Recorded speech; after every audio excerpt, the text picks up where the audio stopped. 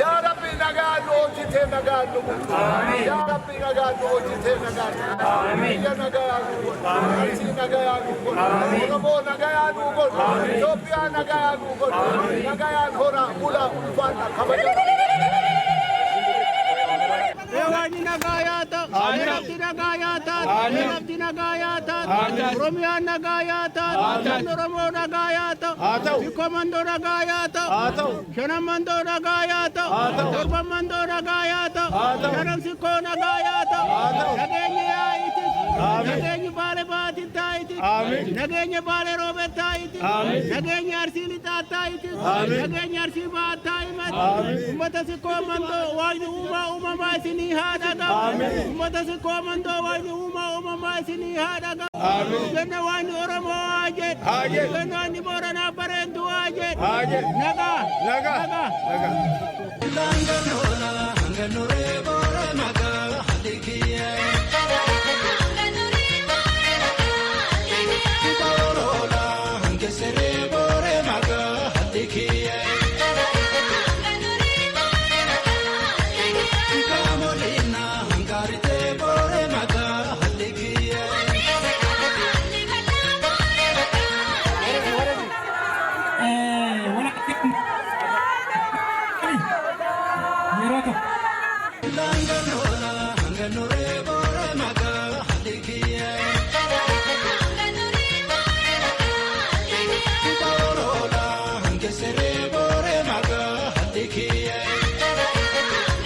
Kun guyyaa seenaa qabeessa Oromoo Siikoomandoo keessatti sirnoota darban keessatti aadaaf duudhaa Siikoomandoo yeroo dheeraaf kan ture sirnoota paartii badhaadhinaa kana keessatti yeroo ammaatti aadaan Siikoomandoo Oromoo Siikoomandoo carraa ittiin wal barachuu danda'u carraa ittiin wal argu aadaaf duudhaa waliif dabarsu guyyaa seenaa qabeessa Oromoo biratti ispeeshaalii Oromoo Siikoomandoo keessatti guyyaa guddaa fi guyyaa eebbifamaadha.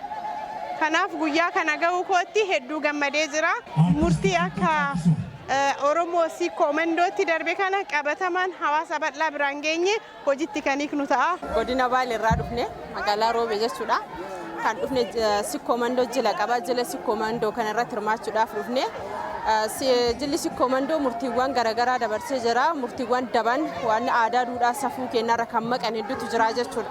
Keessattuu aadaa fuudhaaf heerumaa keessatti haala intalli keenya itti heerumtu gurbaan keenya itti fuudhaa jiru keessattii fi aadaawwan kanaan dura badansan bakkatti deebisuudhaaf murtii gurguddoo dabarsanii jiru.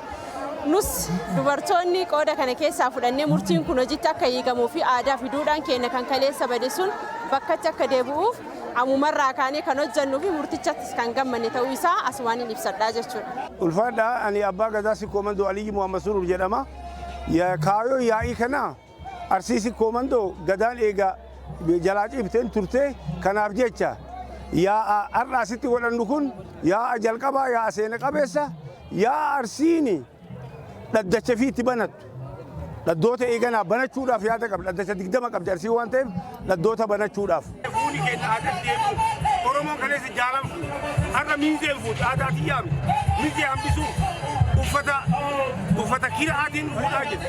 Uffata sana hambisee uffata aadaa Oromoo Arsiitiin fuudhaa fi heeruma kiyya itti deebi'u. Asirratti dabarfame sana qabatanii aanaa isaaniitti galanii hojiirratti hiikan.